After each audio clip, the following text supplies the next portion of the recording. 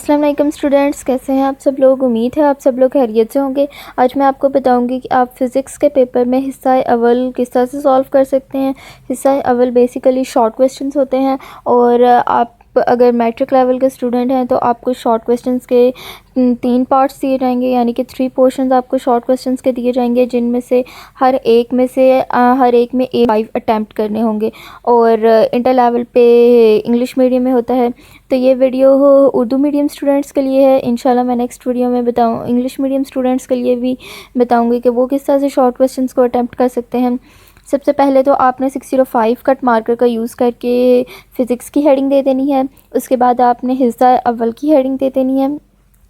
ये writing cut marker से बहुत ही ईजी होती है।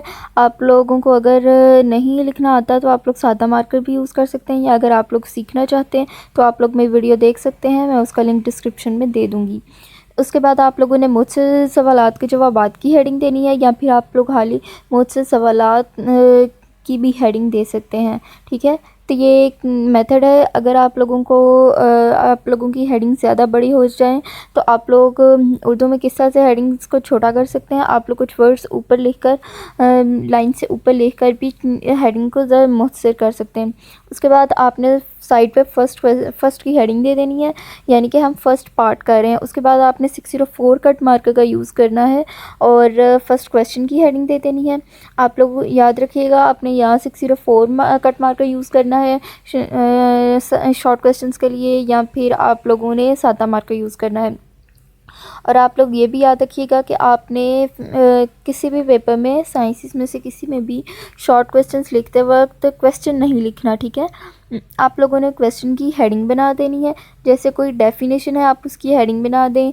आपसे कुछ पूछा जा रहा है, आपका जो भी क्वेश्चन है आपने उसको हेडिंग की फॉर्म में लिखना है, आपने पूरा क्वेश्चन नहीं लिखना। लेकिन अगर आपको नहीं समझ आ रहा कि हेडिंग आप किस तरह से दें, उसकी हेडिंग आपको कुछ नहीं समझ आ रही, तो फिर आप लोग क्वेश्चन लिख सकते हैं, अदरवाइज़ आप लोग हेडिंग ही दीजिएगा। ठीक है, आपने फ़र्स्ट की हेडिंग देनी है और उसके बाद आपने अपनी डेफिनेशन की हेडिंग दे देनी है। डेफिनेशन की हेडिंग आपने थोड़ा सा फासला छोड़कर लाइन से देनी है। ठीक है, आप लोग इस बात को याद रखिएगा। उसके बाद आपने ये बात याद रखनी है कि जहाँ पर आप हेडिंग कंप्लीट करेंगे उससे नीचे आप लोगों ने आंसर स्टार्ट करना है। आप लोगों ने कभी स्टार्ट से आंसर नहीं लिखना शुरू करना। बहुत से बच्चे ये मिस्टेक करते हैं। और आप लोग कोशिश कीजिए कि आप लोगों की अगर कोई एग्ज़ाम्पल है, कोई फार्मूला है, कोई यूनिट है, आप लोग वो लाजमी लिखिए। ठीक है, इससे आपके मार्क्स इंक्रीज़ होते हैं और कुछ एग्ज़ामिनर्स ये ना लिखने की वजह से मार्क्स भी कट आउट कर देते हैं। ठीक है, उसके बाद जब आपका फ़र्स्ट क्वेश्चन कंप्लीट हो जाए तो आपने सेकंड की हेडिंग देनी है। आपने हर शॉर्ट क्वेश्चन के बाद आप लोगों ने एंडिंग लाइन नहीं लगानी। बहुत से स्टूडेंट्स ये गलती करते हैं, इससे उनका नुकसान बहुत ज़्यादा होता है। सबसे पहले तो उनका टाइम वेस्ट हो जाता है, यानी कि जब वो इस तरह लिखते हैं तो उनका टाइम काफ़ी ज़्यादा लगता है, उनसे फिर टाइम पर पेपर कंप्लीट नहीं होता। और उसके बाद सेकंड जब आप इस तरह करते हैं तो आपका पेपर बहुत ज़्यादा अजीब सा लगता है। आपने मार्कर का यूज़ बहुत ज़्यादा किया होता है इस तरीके से। ठीक है, तो आप लोगों ने कोशिश करनी है इन मिस्टेक्स को ना दोहराएं।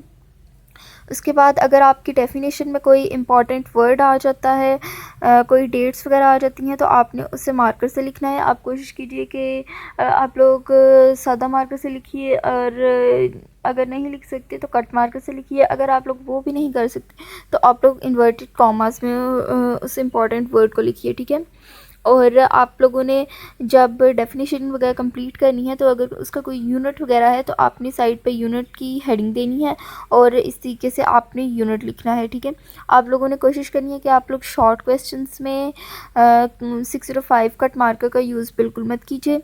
वो उसकी कट काफ़ी बड़ी होती है, तो आपकी मेन हेडिंग्स और सब हेडिंग्स पे कोई डिफरेंस नहीं रहेगा।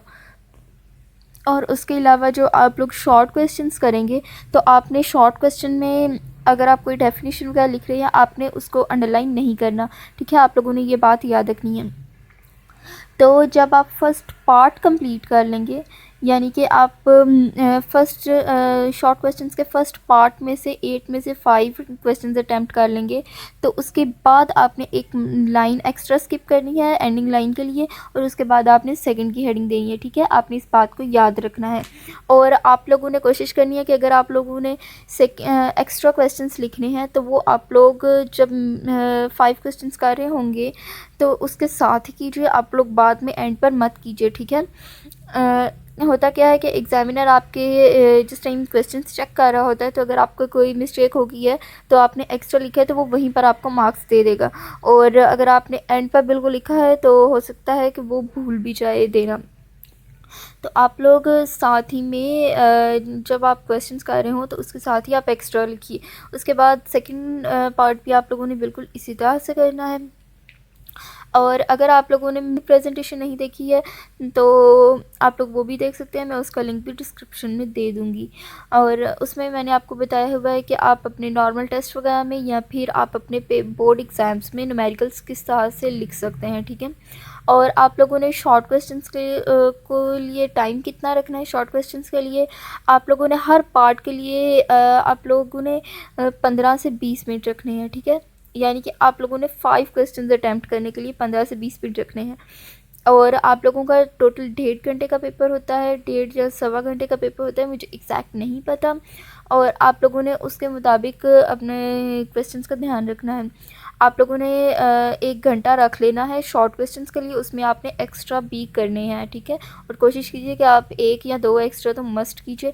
और जब आप लोगों के एक पार्ट कंप्लीट हो जाएगा तब आपने एंडिंग लाइन लगानी है। ठीक है, ये देखिए जिस तरह से मैंने यहाँ पर एंडिंग लाइन लगाई है इस तरह से बिल्कुल आपने लगानी है। और आप लोग ये बात भी याद रखिएगा कि जो सब्जेक्ट की हेडिंग है आपने उसे 1 मरतबा एंडिंग लाइन करना है। हिस्सा अव्वल की हेडिंग को भी 1 मरतबा ही अंडरलाइन करना है, या आप लोग चाहें तो स्किप भी कर सकते हैं।